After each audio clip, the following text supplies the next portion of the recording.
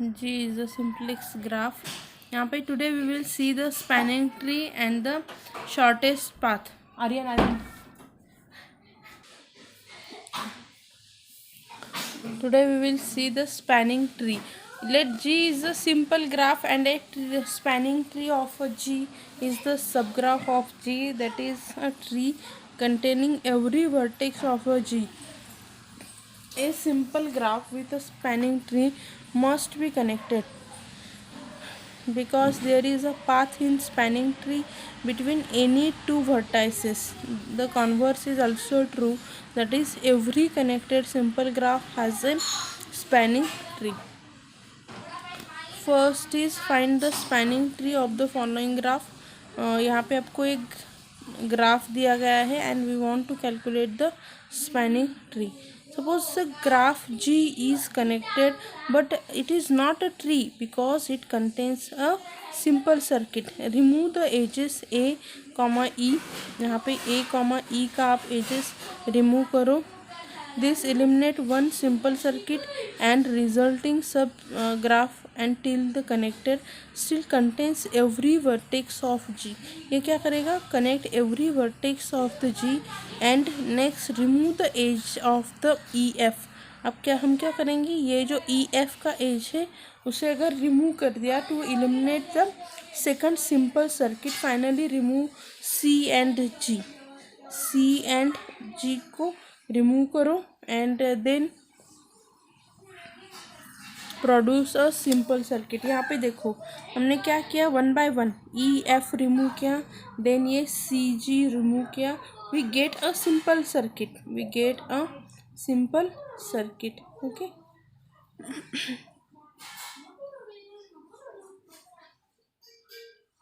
This is nothing but a spanning tree of the graph. Okay.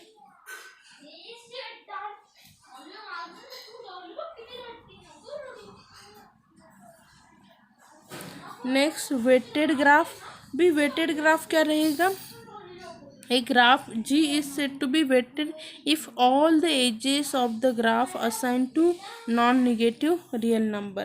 हर एक non negative, अभी आपको edges की value अगर दी रहेगी और वो क्या रहेगी, नॉन निगेटिव नंबर को अगर असाइन रहेगा, then this is called as the weighted graph. यहाँ पे एग्जांपल हमें दिया गया है. Next one is weighted tree. Weighted tree मतलब क्या रहेगा कि a tree T is said to be weighted tree if all the edges of the T, हर एक एज ट्री की क्या रहेगी, assign to non negative real number को. मिनिमम स्पैनिंग ट्री का मतलब क्या रहेगा कि minimum spanning tree in a connected weighted graph is a spanning tree that has the smallest possible sum of the weights of its edges. यहाँ पे क्या रहेगा, स्मॉलेस्ट पॉसिबल सम रहेंगे of weights of its edges. Now Prim's algorithm क्या है? Find the minimum spanning tree of the weighted graph. हमें क्या करना है, minimum spanning tree find out करनी है. इनपुट हम क्या देंगे कि weighted connected undirected graph with n vertices. आपका T क्या रहेगा, मिनिमम वेटेड एजेस रहेगा. अगर I आपका 1 to n-1 है and the edge of minimum weight incident to the vertex T not forming the simple circuit in T. Okay. यहाँ पे हम प्रिम्स एल्गोरिदम का एक एग्जांपल लेते हैं. Use Prim algorithm to find the minimum spanning tree in the following weighted graph. Use the alphabetical order to break the tie. अगर tie हो रहा है तो हम क्या करेंगे, अल्फ़ाबेटिकल ऑर्डर को यूज़ करेंगे. ओके. तो यहाँ पे देखो हमें क्या करना है, मिनिमम वेट लेना है. जिसका मिनिमम वेट है ना वो, सपोज मैं अल्फ़ा, और इसे यूज़ कर ड्रॉ करने के लिए मुझे क्या करना है, अल्फ़ाबेटिकल ऑर्डर को यूज़ करना है. फर्स्ट ये देखो A का 2 and 3 में मिनिमम कौन है, 2. तो मैं क्या करूँगी, 2 के वे से जाऊँगी. उसके बाद B 3, 6 and 5 तीनों को जा रहा है. तीनों में से मिनिमम कौन है, 3 है. मैंने 3 का वे ले लिया. देन यहाँ पे आपको वर्टाइसिस छोड़ने भी नहीं है। तो यहाँ पे देखो ये डी को जा रहा है, यहाँ पे सी, यहाँ पे मैं डी की तरफ जाऊंगी। ओके, और फिर डी, यहाँ पे डी कहाँ पे जा रहा है, यहाँ पे, ये आपका आ गया। पर यहाँ पे सी छूट रहा है ना, फिर क्या करो, सी को इस पॉइंट से ज्वाइंट करो।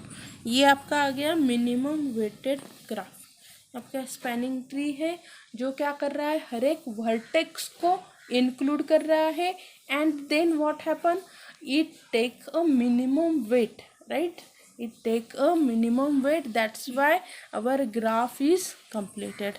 Okay, now we take next example. Again things is same here. What happen, first we start with the alphabetical order. Okay, here this point A and this point again here, but which has the minimum 8, A and B has the minimum 8. Again here B has again 2 weight, 8 and 11. Who has minimum weight, B has the minimum weight. Again यहाँ पे here 7, 4 and 2, we who has the minimum, you follow such order and we get the spanning tree. Okay, यहाँ पे उन्होंने edges दिए गए हैं, who has the wait. अगर हम उसे वेट के हिसाब से ये करेंगे, H G has weight 1, G F has the weight 2, then where is 3, no, here 4, a b has 4, c f also has the 4, then again 4, 5 is there, no, 5 is not there. Again remember here this one also has the weight 2. 5 is not there, but 6 is there. IG has the weight 6. Then CD 7, HI 7, BC 8, AH 8. Then DE has the weight 9. And again here EF has weight here 10. Then here BH has 11, and then here HDF has the here weight, sorry, DF as well 14. Okay, by this way we can here use the cycle. Okay, हम क्या करेंगे, इस हिसाब से उसे cycle को 1 by 1 pick करते जाएंगे and then join it. Okay, either you start from this point, either you start first take this, जैसे यहाँ पे है ना सेम वैसे यहाँ पे ले लो कि एच जी कहाँ पे है, एच जी आपका ऐसे है. Then C I, where is C I, C I is this. Okay, then C I इस वे से है, उसी वे से क्या करो आप 1 बाय 1 जाओ. ओके,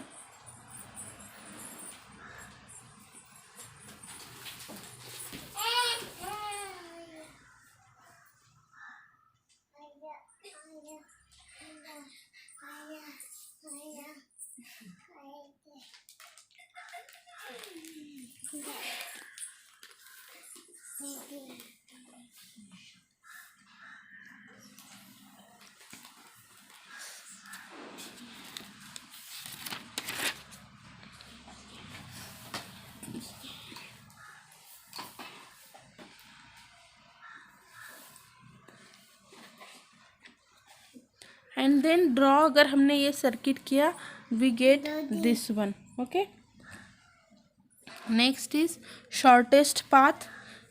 शॉर्टेस्ट पाथ हम देखेंगे.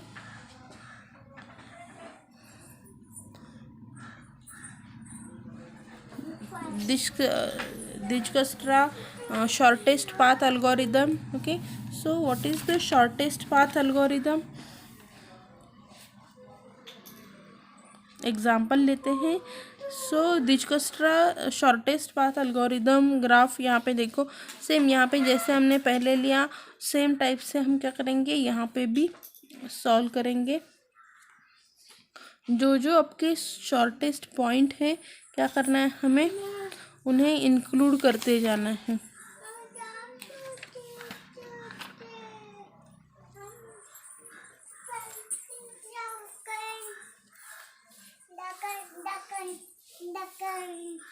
Okay,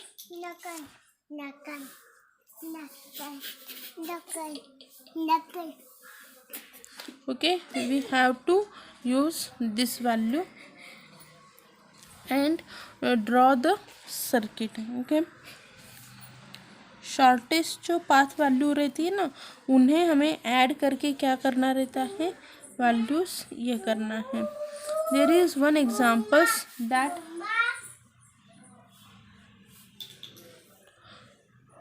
apply the Dijkstra algorithm to find the shortest path from the vertex A to all the remaining vertices of the graph below। यहाँ पे हम क्या करेंगे, आपको यहाँ पे दिया गया है, we calculate the values of lambda here।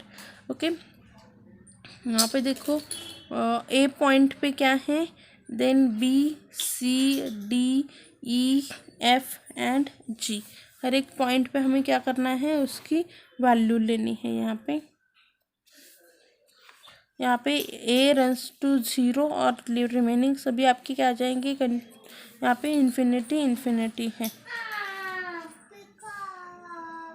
यानी एंड T क्या है आपका, A B C D E F and G।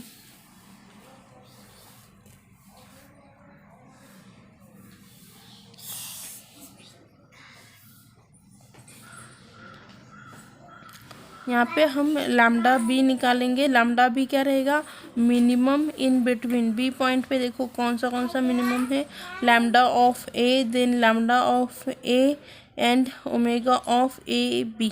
Okay, so इसकी वैल्यू लैम्डा बी की तो हमें पता है, लैम्डा बी की वैल्यू इन्फिनिटी आती है, पर लैम्डा ए की वैल्यू क्या है, यहाँ पे लैम्डा ए की वैल्यू 0 और ए बी का जो ये जो ओमेगा है ना, this is nothing but sorry, omega जो रहता है ये क्या है, एज की वैल्यू है, वो वैल्यू कितनी आती है, 5।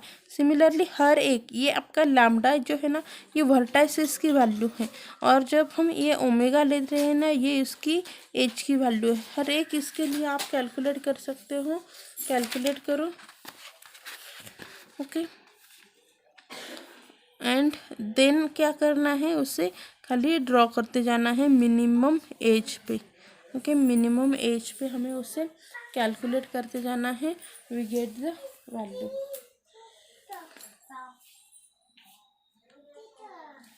एग्जाम्पल दिए हैं आइसोमॉर्फिज्म ऑफ ग्राफ के। यहाँ पे देखो आप हर एक पॉइंट को, एग्जाम्पल है यहाँ पे, ये दोनों भी क्या है, आइसोमॉर्फिक है। 4 पॉइंट से 4 पॉइंट को आप क्या कर सकते हैं, इस वे में रिप्रेजेंट कर सकते हैं। यहाँ पे भी 4 पॉइंट को आप ऐसे रिप्रेजेंट कर सकते हैं, पर उन्होंने पूछा है कि दोनों भी आइसोमॉर्फिक है कि नहीं है। यहाँ पे देखो 3 लाइन्स है, 1 2 3 लाइन है, ये दोनों आइसोमॉर्फिक आ जाएंगे। Number of vertices and number of edges same ही होनी चाहिए। यहाँ पे क्या हो रहा है, सेम है, ये भी आपका क्या है, number of edges number of vertices same ही है। यहाँ पे भी number of edges number of vertices same है, तो क्या हो जाएगा आपका, आइसोमॉर्फिक हो जाएगा। यहाँ पे भी आपका number of vertices number of edges same है, आपका सेम ही हो जाएगा। यहाँ पे 1 2 3 4 एंड 5, 1 2 3 4 एंड 5 6, ये आपका आइसोमॉर्फिक। लास्ट का ये देखो, ये आपका आइसोमॉर्फिक नहीं रहेगा। यहाँ पे आइसोमॉर्फिज्म, ये वाले एग्जांपल में आइसोमॉर्फिज्म नहीं रहेगा।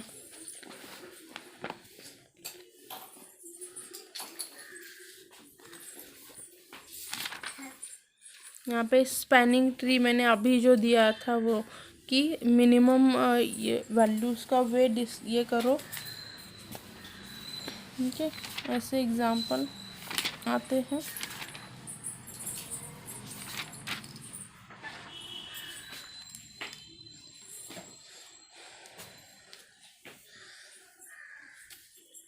Okay, so these are some example. In next lecture we will see our next chapter, counting. Okay,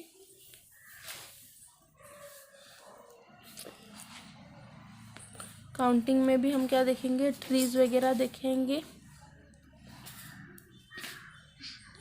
okay, so in this lecture we stop here.